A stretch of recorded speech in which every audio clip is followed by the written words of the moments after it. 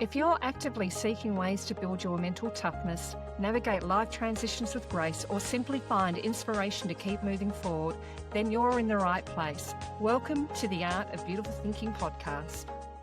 Welcome to the Art of Beautiful Thinking podcast. I'm Yvette and I'm here with my co-host Cat. In today's episode, we're actually going to go into a little bit about deep-seated hurt and how that can actually profoundly impact our life. And it really creates a veil that prevents us from being able to, I suppose, connect to our true self. Yeah. And it also colours the way that we perceive the world. So trauma kind of fits into that a bit, but anything that really we're holding on to quite a bit of pain about. So, Kat, did you want to kick it off? Yeah. Thanks, Yvette. Trauma is one of those words that gets bandied around nonstop, doesn't it? And it is very difficult. It's a very difficult and a very touchy subject because there are a lot of really traumatized people around. One of the things I absolutely hate is when I hear people say, well, they're traumatized, so that's that. Their life's over. And they seem to think that a trauma-informed approach, and I've seen it a lot in government, is, oh, well, it's trauma. Nothing we can do, I'm afraid. Can't tell them anything, can't teach them anything, can't help them. That's that. It really irritates me because I think, you're just completely abdicating any sense of, it's just too hard basket. Just don't want to help, just don't want to do anything. You're just doing the bare minimum. And you call that a trauma-informed practice. It's not. How does that help people? I look at that and I think, how does that actually help people move past trauma? Well, that's not the plan. Even, we're talking about trauma here, but any form of deep-seated hurt, how does that help people get past it? I don't think it does. It's really interesting because when I went through the awful trauma of nearly dying and losing my daughter as a stillbirth at 40 weeks, it was very, very traumatic. And I was airlifted to the John Hunter and I didn't know if I was going to die. And I nearly did die. I was critically unstable for, 3 days, basically. Now, that was a massive, massive trauma that was physical and mental and emotional. That really was a near-death experience for me. And I had a trauma counsellor after that. And she was absolutely amazing for a short period of time because she said, we'll just sit with what you've got and you're going to be okay. She's very reassuring, very nurturing, which is what I needed at the time. But very, very quickly, I found that we'd kind of run out of stuff that we were going to do. She didn't set goals. She didn't expect anything of me. She didn't sort of say, well, let's help you move forward. She didn't kind of go, what's next? And I would say, well, what strategy can I use to help me, move on from this? And she'd be like, it's just time. And you just kind of let things, evolve as they do. But that, to me, that doesn't give you anything. I'm just like, what? Hang on. I want some tools. I want some things that I can use to make me feel better. So do you think, like when she was talking about the time thing, was that whole, analogy of time heals all? Do you think so. Yeah. I think it's important to make the distinction, though, that when you say to people that are traumatized, because trauma's heavy and it goes in every aspect of you. I think there's a book saying that it is stored in the body. Trauma is stored in the body. Well, all emotions are stored in the body. Yeah. And the deeper hurt ones are, there's very long memory there. Yeah, absolutely. When you've been really, really hurt and betrayed by people that you love, particularly like in your childhood, if you've had really bad domestic violence, horrendous stuff. But how do you move forward from that? That's the thing that we don't do well. We kind of say, well, you're traumatized. That's that. That's that. You just got to work through it at your own pace, which I agree with. You can't expect somebody who's had really bad hurt and pain to just suddenly move it. They've got to work at their own pace. However, they need to be supported to move forward at a pace. They do. Yes, because I kind of look at it from the point of view that any form of deep-seated hurt, whether that be trauma, whether it be something else, the worst thing I think you can do is label yourself with it and wear it like a badge. I'm broken. I'm broken. I'm this, I'm that. Because that's the veil, when we talk about the veil, that's the veil you end up creating and preventing yourself from actually being able to grow and to also be able to move on with life. So you end up constantly reliving that same thing over and over again. And that is quite detrimental, not just to, the physical body, but also to your mindset. And also how you talk to yourself as well. Yep. And it's very easy, I suppose, to take on that victim mentality that comes along with it. Yes. Yeah. And And when I've you're gone there myself. I've gone there yeah, myself. After I lost my daughter, I was, why me? Why me? Why did I lose her? Why out of all of my friends was it me? Why did I have mm, such a shit doctor? Why can't I have my baby back? And I have to say that I moved on to a different psychologist because I felt that my trauma counsellor was lovely, and but just for a different thing. It's horses for courses. And my psych, the clinical psych, said to me, or you can sit there and ask all those questions and really sit in your pain and your agony every day, and that is the pathway to madness. now that's good advice. Because it You will definitely is never the you will never pathway to get your madness. baby back. You will never get things to be No. back the way they were. You will never unmake this happenstance. You've got Well, these. and that's exactly it. It's happened. You can't actually change what has already happened. Yeah. And it's really about, well, what can you do to it's a horrible thing to say when you've gone through trauma, Mm, and as I said, any deep-seated hurt, but to kind of go, "What can I do to grow from this and learn from this?" yeah. And some you hear some people doing some amazing things after they've been through a fairly major crisis and Yeah. how they've stepped up and come out of it. Yep. And I kind of look at that and go, if other people are able to do that, anyone can do that, Yep. because that means that um, they've done is they've got their focus correct and they've got their mind aligned. And does that mean that they're still not going to feel some of that pain? Does that mean that they're No. still not going to have some of that internal, negative dialogue? No, you're still Mm, going to go through that. But the difference is over time it becomes quiet, and as you said, you become less reactive. Because yeah, and I think you if need you're the right staying, support. I think you yeah, need the right if you've got the right supports, that goes a really long way. And when I say the right supports, I don't mean people that sit there going, "It's okay, you're traumatized. It's okay, you've had a big thing." Like, we don't have any. I think the number one mistake we make is we say to these people, "There are no expectations of you ever again." That's it. I've seen people do this with kids that have been diagnosed with ASD, with autism or ADHD, and their behavior is bad, and they're doing things. Just because you've got autism or ADHD, it doesn't mean that you can't comprehend. It's not like a disability where you've got absolutely no capacity to learn at all. That's rubbish. You've got loads of capacity to learn, but I've seen parents go, "Oh well, their behaviour's bad. They've got ASD. They've got yeah, ADHD." That parent is abdicating and saying, "I can't do it. I can't do it. yeah. I can't. Yeah, I Can't can't fix manage this." the child. It's not about fixing it. It's about growth. This is the whole thing. And I really hate it when people say, we've got to fix systemic things before we have anything to do with the individual. And I understand where that comes from in sociology and social work. And I know, and I'm the first to say the systems are shitty and they're broken. But how much power do we actually have to fix systems as opposed to Mm. how much power we've got over the way we think and how we experience the world? Well, yeah, that's quite a poignant point there, because you look at that and you go, well, you can't control systems, No. and some of these systems have been around for a very, very long time, Yep. and you And they're can't control other self-sustaining. people either, or other people's behaviour, No, but you can definitely change your own, that's and right. that, I think, is where the power is that you do have the ability to actually learn, to grow, to adapt, to really move past that veil Mm, and really allow the true you to come through rather than yeah. the victim you, you know, Yeah, and it's a rather than the skill. label that you're actually wearing. Yeah, yeah, and it's a new set of skills on your emotional state, because let's face it, deep hurt, it really does put you in that place where you lose. I've done it myself. You lose contact with yourself, you Yep. lose that feeling. It happened to me today. I had to make a lot of phone calls today that took me right back to, because I'm still dealing with the financial fallout from my divorce from, 2018. It's a long time ago. I'm still saddled with a lot of that shit.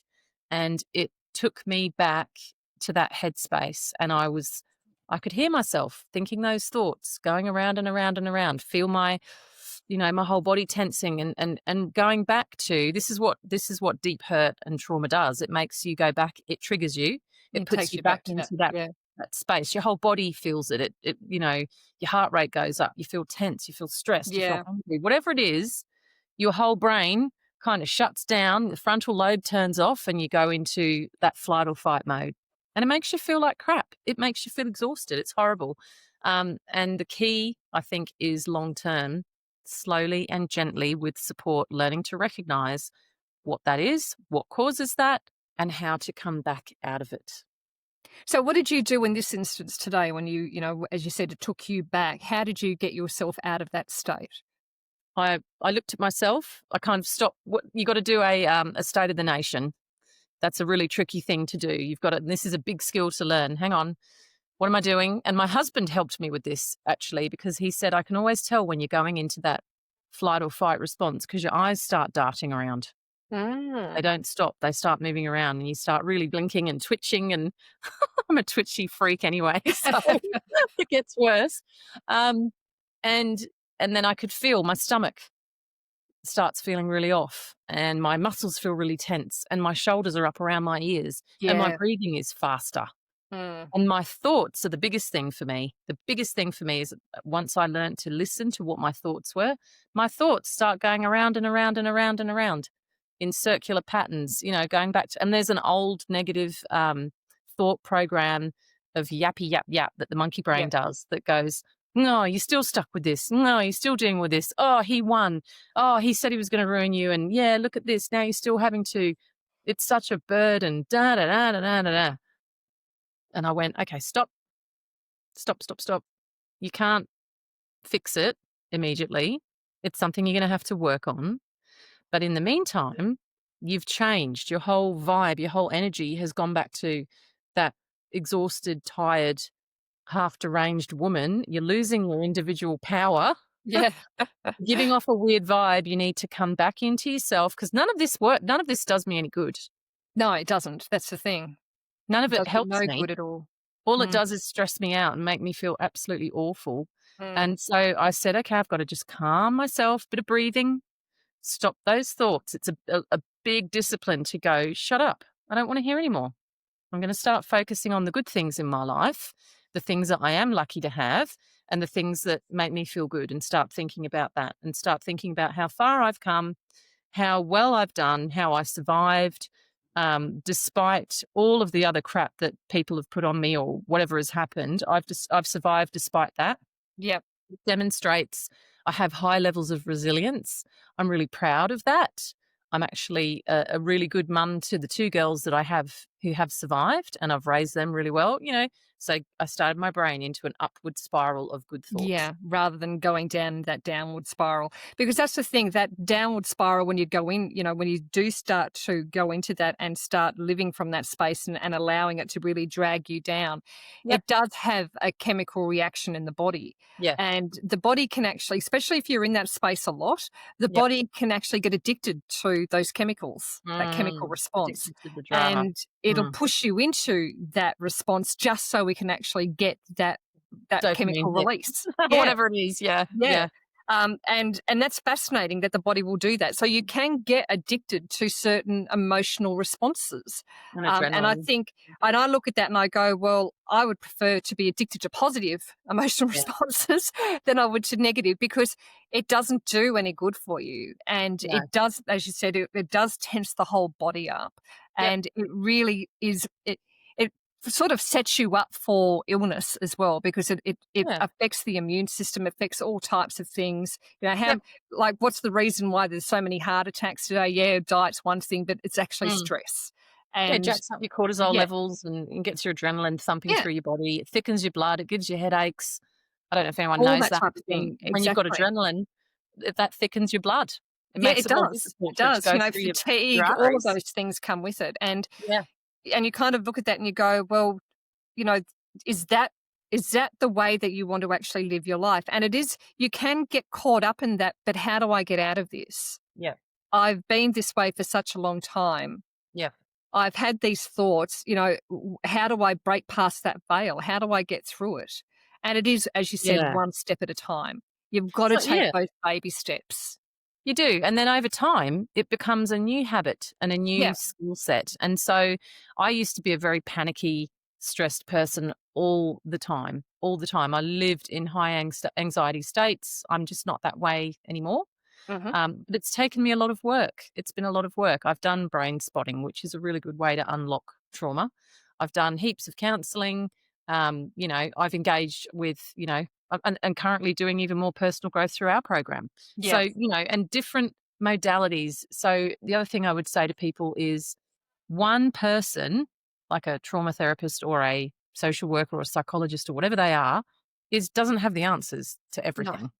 None of us do. None of us do. No. So I have gone away from those methods. I've gotten so far with like talk therapy. That's helped to, undermine and fix a lot of the negative beliefs I had around my anxiety that came from my childhood. That was really helpful. It was like the first step. That Yeah. helped me recognize and listen to my thoughts. Then I went with I guess I went more down the holding space trauma, allowing things to unfold, which didn't work for me so well, honestly, because I found myself sitting here going, okay, well, Yeah. nothing's happening, Okay. which doesn't suit my personality. Well, and that's exactly it. You've got to find the thing that works for you at that given time, and then Yeah, you'll know when you go, okay, I need something else now because I've gotten as far as I can possibly go with this particular method. And then you yeah, find that next thing and so on and yeah, so forth. I mean, yeah. similar to you, I went through, years and years of different types of personal growth. And initially Mhm. I did go and see, counselors and psychs, etc. Yeah, And then kind of went, well, this is as far as I can get with that because I found that it was keeping me in the space rather yeah, yeah, than helping me evolve and get past it. Um, and then I did start doing a lot more work on myself just independently without seeing yeah, anybody. So I'd yeah, read certain books to help me. And the thing that I think what was key there was I would integrate the learnings. I'd go, okay, take that on board and start integrating it and yeah, see what a difference that it actually makes. Does it make a yeah, difference? Treat it like an yeah. experiment. Does it actually make a difference? And if you Mm, can start seeing that there is change happening for the better, then you go, well, this is working. And if mm, you go, I think I need to tweak it a bit or what have you, you do that. So yep, you have to become quite aware of, mm, mm, whatever process that you're utilizing and how it's working for you, etc. mm. And then know and acknowledge when you do need to move on to something else, or even acknowledge Yeah. if that thing is working or not working for you. Absolutely. That's difficult because when you're hurt, deeply, profoundly hurt, especially from childhood, like you say, the veil is there. It's between you. It's the cause of, whatever it is that you use. You might use food or you might use other distraction techniques, whatever it is that gets you out of touch with your feelings. Mm, And the goal when people are hurt deeply, the goal is to move away from their feelings, generally speaking. And that is the problem because when you're not in touch with that and you've got that veil in between who you really are and all this stuff out here, you're all up in your head and you're not yeah, really getting back into who you are. at the And I center, think at the core. at the Mm, core, at the center, and then mm. you become, like you say, a person that's just sort of going through the motions. You're a bit scatty, you're a bit crazy. You're not really able to, I hate the word crazy. You're not really able to sort of focus on what you're doing. But it And feels crazy. That's the it thing. It feels does feel crazy. I crazy. felt Yeah, totally deranged at times where I'm just like, yeah. am I crazy? Because this is just driving me nuts. Like the Mm, feeling and the stress and the constant cycle that you're locked in and the exhaustion. I mean, it's horrendous. PTSD when it was active when I lost my daughter. I had it active for a good 2 years along with major depression. It was absolutely awful. And I mean, I had some really great counselors. I had a fantastic clinical psychologist and a great trauma counselor and a fucking awful psychiatrist that I fired within 20 minutes of meeting him because he wanted to use my brain. He was sitting going, like this, yeah, yeah, yeah, I'm going to yeah, pathologize you. And I was like, no, you're not. yeah. You're not doing that. No, no, no. Treat you like a bit of a guinea pig. Yeah, guinea pig. You're not gonna my brain is not your playground, bro. Yeah. So I look at it and I go, it is really about first of all being honest with yourself. You've got to be really honest with yourself Yeah. and honest with how you're wearing that pain. But you need Right? support to do that, I think, a You lot of the do. time. You need someone who actually says, you're fine It's just as it's you are. You okay. are Yeah, actually you're still a okay. wonderful human. You're Yeah. allowed to feel like this, but we can make a change. We can lead you out of Well, the you dark. can move past it, but that's what I'm Yeah. saying. It's about being honest with yourself with where you're Mm. at. Yeah. recognizing that, yes, you have got pain, but also recognizing that you can move past it. You don't have to stay Mm. there. Yep. And, we're both talking from, lived experience. We've Yeah. both gone through traumatic events. We've both had domestic violence upbringings, that had its own, impact on us as kids as well as Yeah. teenagers and young adults, and how that affected us throughout our lives, and that inner dialogue of how Mm. that plays out, the monkey mind, Yep. but also the insecurities that it can all bring up Mm. with inside of you. Like, for a very long time, I suffered from high levels of self-doubt. I was Mm. highly insecure. People probably didn't know that that's how I was Mm. talking to myself, but that's how I was. I'd walk out of a social event, for instance, and I'd walk out of that thinking every single person in the room hated me. Yep. Same when I And was and younger. and I would hold on to that, even though I knew the thought process itself was totally illogical. It would Yes. Yep. it would just spiral me down, Yep. Yep. and I think I just got to a point where I was like, enough is enough. I can't keep living this way. No. This is not a way to live my life. How can I Mm. fully express myself if Mm. I'm constantly living in the pain That's of my right. childhood, And the other realization for me too was that I was still allowing those events of my childhood to basically run and dictate my life, which Yep. meant that the perpetrators still had a hold on me. That's right. And there's a whole dialogue inside your head Yeah, that you've been given by that person that treated you badly that you relive. And if you actually can tune in and listen, it's running in your head when you're it going is. through those It thoughts and is. feelings. Mm. And I think that was the driver that really got me to go, no more. I've had them dictate my life when I was a kid and things like that. Then they're not going to do that now as me as an Right. adult. And so I really need to take charge of this and start to make some changes. Yeah. And so the first thing I did, as I said, was I went off and started seeing a counselor, and then I went and saw a Mm. psych, and I started reading books, and Yep. then I started doing some courses, Mhm. and it was all about understanding myself more, Yep. understanding why I basically behaved in certain ways, or why certain events triggered me, those types of things. So I could understand the pattern. And Yep. through understanding the pattern, I would then have the level of awareness to know what I needed to do to change that It was pattern, a like very catch it. analytical approach. You did really well to do that because I was similar. I was similar. Why am I doing this? Why am I behaving this way? Why don't I have control over this stuff? Mm. Yeah. Yeah. And so then that was what got me down that pathway. And then through years and years and years of doing it now, and, we're talking, like, I still work on myself today, but I work on myself for Same. different reasons today. Yeah. Yeah. It's not to move past that trauma anymore, or that past pain hurt. It's actually to evolve as a human being and to become, like, even better all the time. Yeah. The best And version of yourself. Yep. yeah, Mm. and I'm not doing it for anybody else. I'm doing it for purely selfish reasons, so Helpful. I can Helpful. enjoy life even more. But And that's helpful. And that's, again, it we've is talked about this in the past. Society frowns on that. Go inward.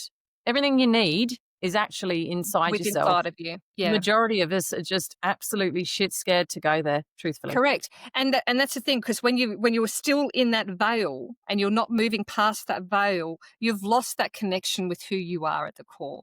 And as Yeah. soon as you move past that veil, or pull back that curtain as such, Mhm. and you get Mhm. a glimpse of it, and it's like, oh wow, Yeah. that was pretty amazing. And so then Yeah. you want more of that and more of it and more of it. Yeah. Until you get Yeah. to the point that you can be living in that space all the time.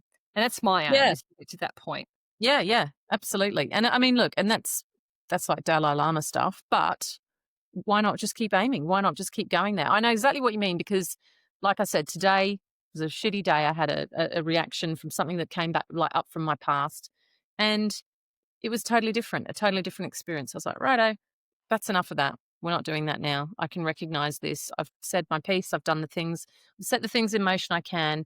And I'm at the point now where I don't need to worry about that anymore. Move on.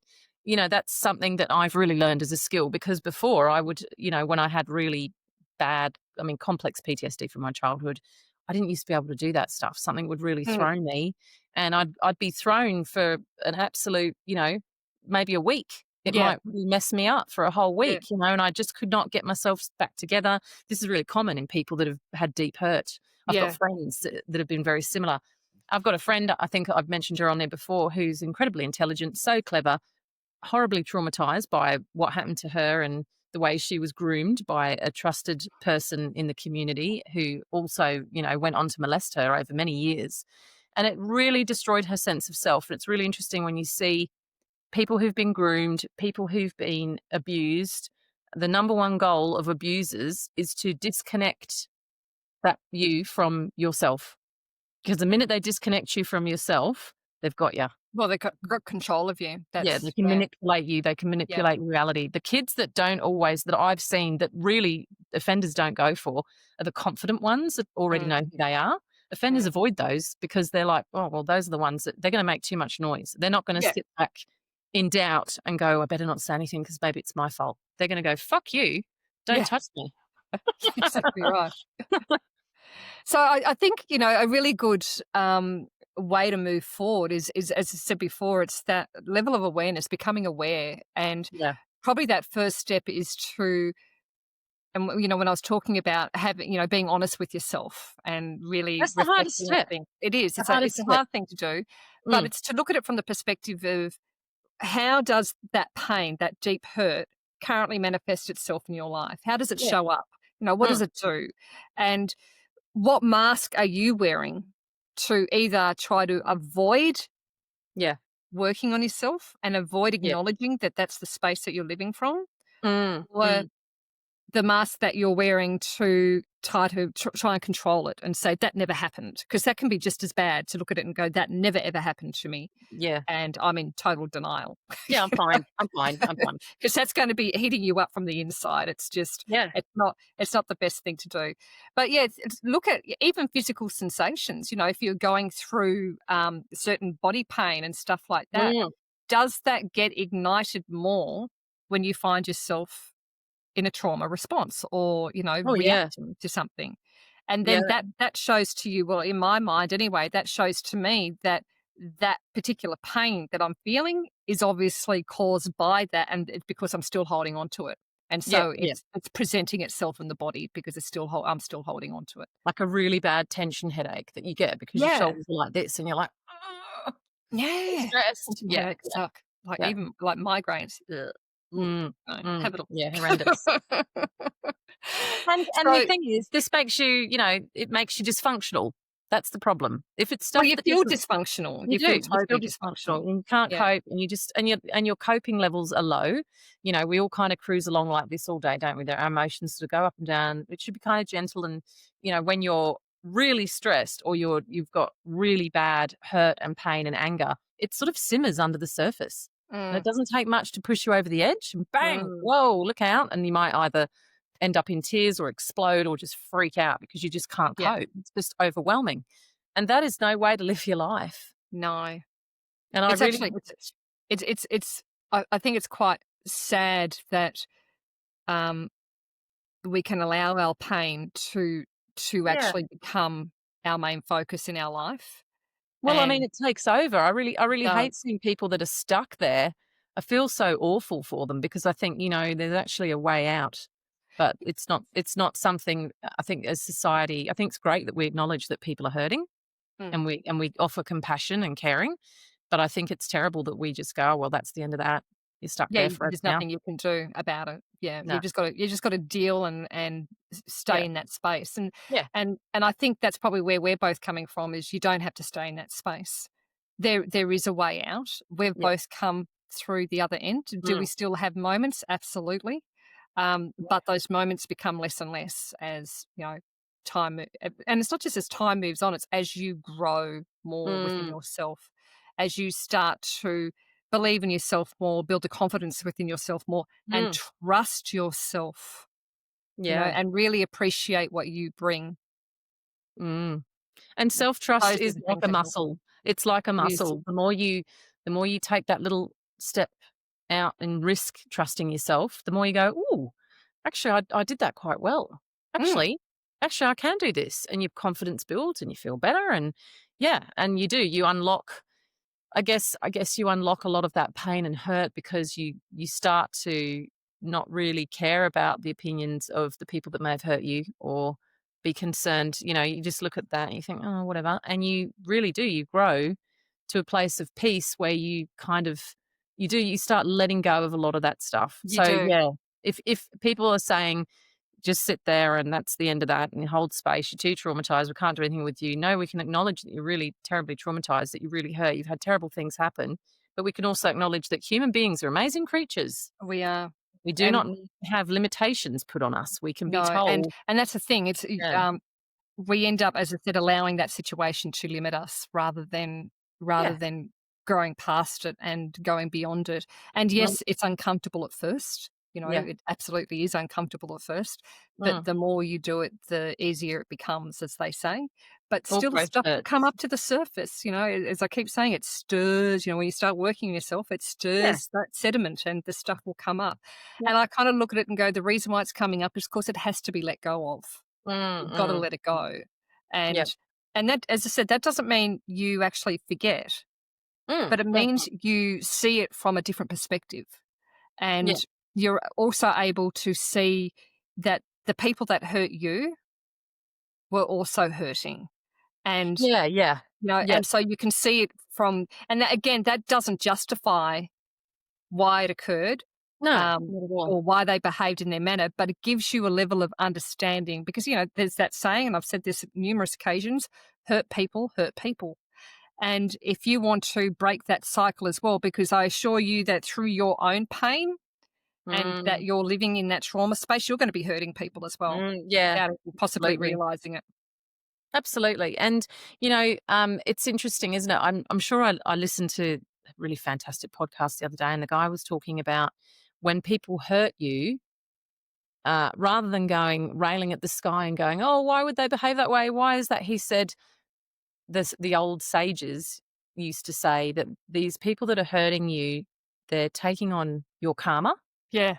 Yeah. So if you've got a lot of karma, a lot of negativity, or a lot of stuff that you've brought forwards, when they hurt, if you can switch it and look at it like that and go, right, well, you're taking on the karma, aren't you? You're the one Yeah. that's going to cop that.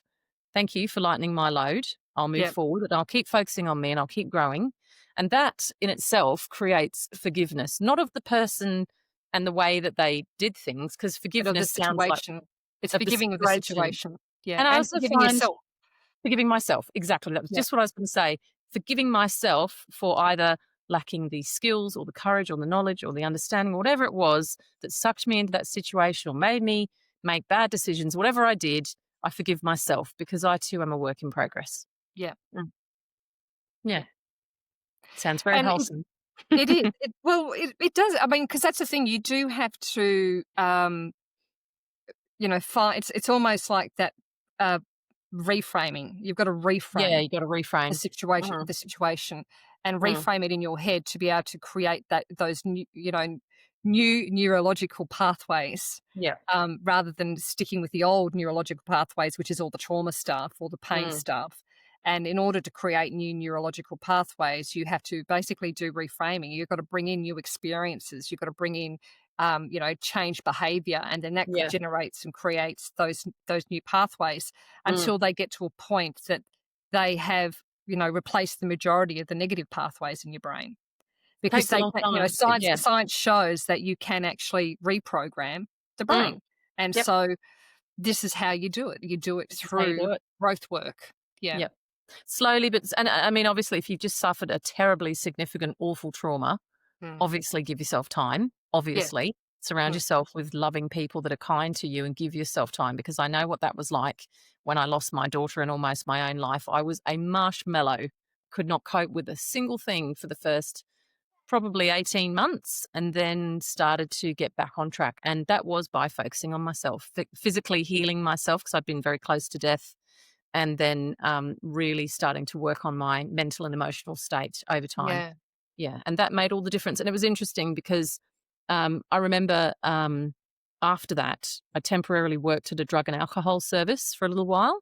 And I recall a woman coming in and sitting down and talking to me while she was waiting to go in and see her counselor. This is before I started my own business. It was only a short stint. And it hit me like a ton of bricks because she said, she just started talking. She was very, very anxious and she just wanted to offload it. And I remember her saying to me, my life was destroyed. That's why I've got a problem with alcohol and drugs." And I was like, "Oh, yeah, I'm Mm. sorry to hear that." She said, "My life was destroyed because I lost my baby."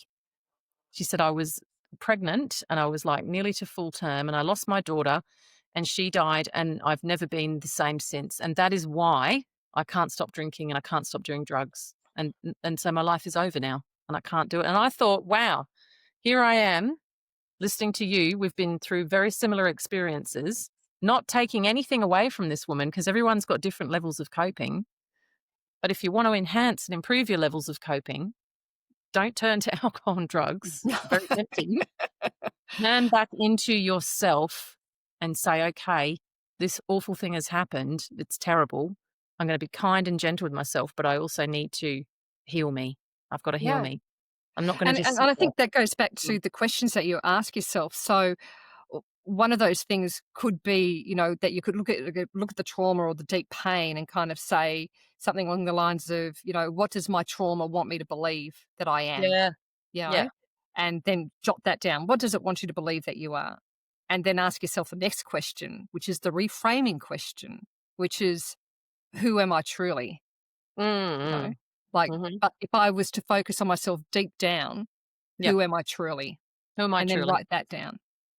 Yep. And that's your reframing. Or the other thing you can do is actually, ask that question about what does my trauma want me to believe in? You write all of that down, and then you write the opposite to Mm. it on the other side of it.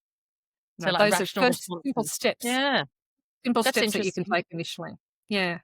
I know that, another thing I did too is, I felt so much physical pain. I had a really Mm. terrible physical pain right in my chest, and there was no explanation for it. There was no diagnosis for it. It was just this awful, like a cold void inside my heart. I think that's what heartbreak feels like. So I started doing things like exercise, breathing, looking after my body, eating really good food, being really mindful of how different foods made me feel. I really did turn in on myself with that, and I'd go and get massages as well Mm. when my body was really, really tight. You know, when you get that terrible muscular tension you just can't get rid of. Yeah. Massages, hot baths, soak in the hot bath with some bloody nice Epsom music playing. salts and yeah. These are all the ways that you sort of directly speak to your spirit and say, "I Yeah. want to love on you and spoil you. I'm gonna cherish me." Go to the movies by yourself and watch something that you absolutely love and sit in the dark, or go and watch something that will make you bawl. Yeah. Be Yeah. dark and bawl your eyes out. Yeah. And, the other thing is if you do need that time out, like if you do get triggered and you do need that time out, give yourself a day. But Yeah, that's it. yeah, Don't give yeah. yourself any longer. Give yourself a day and go, okay, I'm going to scream into that pillow. I'm going to do whatever I can do. Or I'm going to Yep. sit on the couch and just watch stream Netflix crap or Yeah. comedies or whatever. But give yourself a day, Mm, but then make yourself a promise that the next day when you wake up, you get on with life. yeah. Even if it's a baby step, whatever Yep. you've got to do, Doesn't matter. just something. It doesn't matter. Yep. It doesn't matter. Like, I know I barely left the house for like 18 months. And at one point I was like, right, tomorrow I'm going to get out of the house and I'm going to go for a walk around the block. And that was it. That was all I could manage. But I Yeah. did it. I did it. And that from there led on to The doing next more one. And the exercise next and the one. next thing. Yeah. Yeah. And that's right. Little tiny building blocks. But don't let anyone tell you that when you've got a deep hurt or trauma that there's no coming back. I hate that. I hate that. Yeah. They're too traumatized. They can't do anything. It's just trauma. It's just trauma. It's just Yeah. trauma. No, it isn't. It might be a reaction from trauma. So what are we going to do about it? How are we going to help this person? How are they going to, are we just going to leave them sitting there in a personal hell, reliving it Yeah. forever? Like, who wants to live like that? I think it's really important to be compassionate with yourself and don't judge yourself. So Yeah. when you're going through all of that hurt and pain, there is a Mm, high chance that you're being quite judgmental of yourself as absolutely. well, and Absolutely. very little compassion. Very little compassion. Definitely. Definitely. And So so get in with the good yeah, friends and the people that you know will give yes, you that compassion and love on you too. If you've got good people in your life. Yeah. yeah, Try and tune into them as well. Mm. exactly. Yeah. Mhm. So I think that's probably yeah. It's quite a. I mean, we could go into way more detail with that even the pain body and how Mm, it's related to trauma and all those types of things. mm. And we could go into, some of the soothing practices that you can do, etc. But I think that's there's so much that you can actually assist yourself with. Yeah. And there's so Yeah. many tools out there to help and Mm. guide you. And it really is about finding what works for you. And as we mentioned earlier on, some things may work for a period of time and then it's helped you at that stage, and then you've outgrown it. So you need to find the next thing. But Yeah. that's what you keep doing. You keep doing it until you find the things that are working for you. I've got a couple of books that I've had for years that I keep going back and Yeah. rereading and especially when I go through a certain thing, I know a particular book that'll always lift me up and it'll Yeah. always Yeah. change my mindset. Yep. So I go back to that book constantly to, whenever I catch myself spiraling a little bit. And then I have my personal growth practices that I do every day. Yep. And I notice if, so say, I miss doing that for Yeah. a few days or what have you, I notice a change straight Yeah. Me away too. Me too. Me in too. I'm in not as how I light. talk to myself and things Yeah. like that. So those things keep me on track. Yeah, it's funny, isn't it? My husband said to me this morning, "What are you doing?" I woke up and my alarm had gone off and I was fidgeting and what I was doing was stretching my quads and moving my back and breathing and getting myself ready. And he goes, "What are you doing?" I said, "I'm visualizing for the day. Leave me alone." And even though that sounds really trite and really basic, It works very well. the difference between doing that and not doing that, I feel like a different human when I walk out the door. I feel Yeah. calm, I feel centered, I'm ready to go. I'm not rushing. I'm, in touch with myself and how I'm feeling. And I remember my drive. Yep. You know how you drive to work and you go, oh, that went by in a blur. That doesn't happen to me when I'm visualizing and I'm Yeah. grounded and Well, steady. because you're setting the intention for your day when you do your visualization work, and Being and that's present. what it is. It's setting yourself up for how you intend your day to be. Does that mean your day will be absolutely that way? Probably. I would say yes, you've got a higher likelihood of that happening, but it also means that when something does come in from the side, it doesn't affect you as much. No, Because that's you just right. kind of go, okay, you're not part of my day. Let's just keep going. Yeah, when shitty And things happen. Right, we'll yeah, keep going. but it does set you, you intentionally go into the day rather than, Yeah. reactively going into the day. So Yeah, yeah, exactly. And that's a world of yeah. difference. Mm. Oh, huge world of difference. Forgiveness is another thing that's quite massive, but I think we'll probably do another episode just on forgiveness because it's quite a big thing, forgiveness. And some people go, well, I can't forgive people that have hurt me. Mm, Um, and as I've said before, it's not necessarily about forgetting. You'll mm. never forget, but forgiveness helps you move on. And the biggest person Yeah, you need to forgive is yourself, and yeah, it is a form of compassion, as I said. And when you come from that level of um, awareness that, as we've said before, hurt people, yeah. it's a lot easier to actually forgive when you see it from that perspective. Mm, mm. Take yourself out of the equation and just see it from the perspective that there's someone that's in pain that's hurting someone else.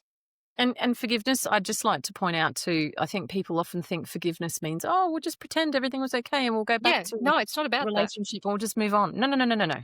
No, no, no. No, it's Forgiveness not is about where that. you literally go, I accept what happened, I accept my part in it.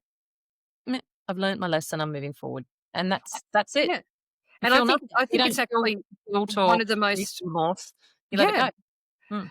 I think it's actually one of the most crucial points of healing, Mm, forgiveness. mm, mm. I think it really is one of the most crucial points. So I think we should, we'll do another episode Wow, that sounds awesome, just actually. on We should do forgiveness. that. Yeah, Mm. and what that looks like. And how you do it. Yeah. Yeah. How you did it Some and how you insight still do into it that. every day. Yes. Yes. Yeah. Okay. Alrighty. I think that's probably it for this one. Yeah. Maybe. What do you Cool. reckon? Got anything I agree. else? I'm with Got you. any No, other no, no, info? no, no. I think if we talk about anything else, we're going to move into another area and probably that's, yeah, no. 40 minutes. We're okay. We're good. Taking up enough of your time. Yeah, yeah, Exactly right. yeah. All right, folks. Well, look, thanks for joining us. And again, if you really feel as if you've got some questions that you want to raise with us from this today's session, or even some aha moments, please provide them in the comments. Yeah. Feel free to actually join our podcast page on Facebook, which is the Art of Beautiful Thinking podcast page. You'll find us on there. We share quite a bit of information about, the upcoming episodes and other, ideas and tools and what have you. But it's a really good opportunity to also provide us with any topics that you'd like us to discuss in detail. Anything you want us to talk about or elaborate on, and come and get a bit of nice vibes to feel good. Yeah, absolutely. And obviously subscribe to our channel, because the more people that we can reach out there and help, the better off we all are, I think. Yeah, I think so. Yeah. So remember to think beautifully and live brilliantly, and we will see you next time. Ciao. Bye. We'd like to say a huge thank you to our incredible audience for your continued support. Our mission is to ignite your spark, empowering you to be a beacon of light for others. We'd love to hear from you. So if you've got any questions that you would like answered in future episodes, or just want to share some insights, connect with us on our Facebook community page. If you're looking for additional resources, go to our website. You'll find the link below. And remember, the absolute best way to help us grow is to share this episode with your friends and family, and to subscribe to the Art of Beautiful Thinking podcast. So until next time, think beautifully and live brilliantly.